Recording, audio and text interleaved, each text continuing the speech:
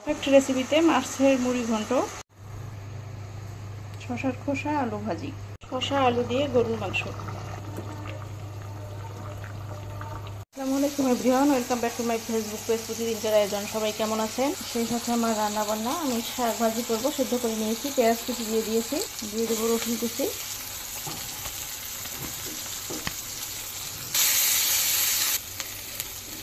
আমি ঝালের পরিমাণটা কম দিয়েছি, আপনারা সাথে বাড়িয়ে দিতে পারেন আমার বাচ্চাদের জন্য।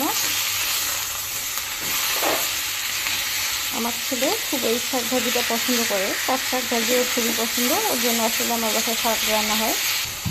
উঠিয়ে নেব। মাছের মাথার মুড়ি ঘন্ট বানাবো।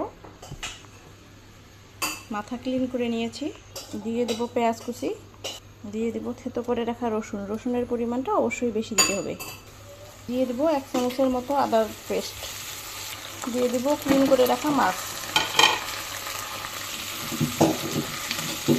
মাছগুলো একটু ভেজে দেবো যাতে গন্ধ না করে আর কি। দিয়ে দেবো স্বাদ মতো লবণ, ধনিয়া জিরে পাঁচফোড়নের গুঁড়ো, মরিচের গুঁড়ো 1 চা চামচ, হলুদের গুঁড়ো 1 চা চামচ। ভালো করে মিক্স করে নিব যাতে পুড়ে না যায়। অ্যাড করব পরিমাণ মতো পানি যাতে পুড়ে না যায়। অ্যাড করব কিছু কাঁচামরিচ টুকরো, ঢেকে দেবো, ভালো করে সিদ্ধ করে নেব। এখন মাংস রান্না করব। মাংস ক্লিন করে নিয়েছি, দিয়ে দেব পেঁয়াজ কুচি, দিয়ে দেব রসুনের পেস্ট। আমি যে কোনো তরকারিতে রসুনের পেস্ট বেশি অ্যাড করি, কারণ রসুন স্বাস্থ্যের জন্য উপকারী, আর আমার বাসার সবাই রসুন পছন্দ করে যে কোনো তরকারিতে অ্যাড করলে। দিয়ে দেবো 1 চা চামচ লবণ, হলুদের গুঁড়ো, মরিচের গুঁড়ো 1 চা চামচ। ঝালের পরিমাণটা একটু বেশি দিব, আপনারা চাইলে বাড়িয়ে কমিয়ে দিতে পারেন। এই তরকারিটি যেহেতু সবাই খাবে। পাঁচফোড়ন, জিরা, ধনিয়া গুঁড়ো, দিয়ে দেবো গরম মশলা 1 চামচের মতো, দিয়ে দেবো গরুর মাংসের মশলা 1 চামচের মতো, দিয়ে দেবো রান্নার তেল পরিমাণ মতো, হাফ কাপের মতো দিয়ে দেবো, দিয়ে দেবো আস্ত তেজপাতা। হাত দিয়ে সুন্দর করে মেখে নেব, ঢেকে এখন চুলায় বসিয়ে দেব।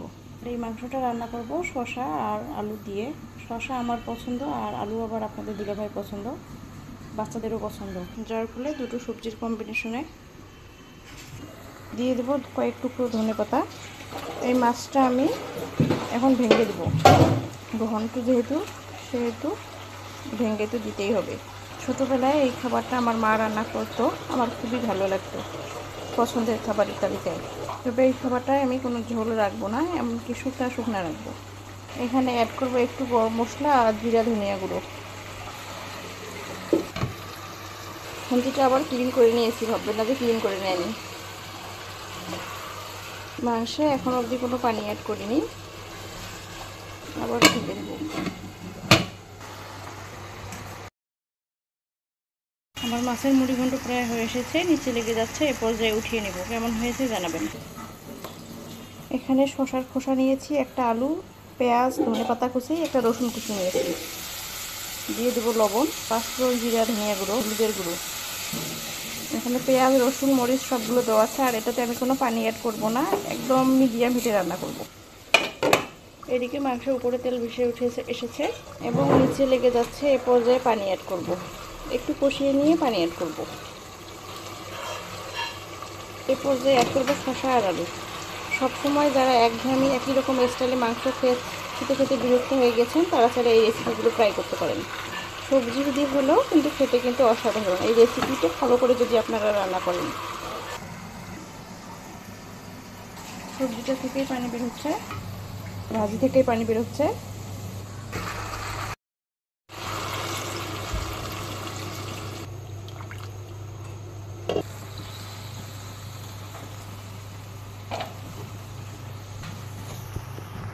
ভাজিটি হয়ে এসেছে, উঠিয়ে নেব।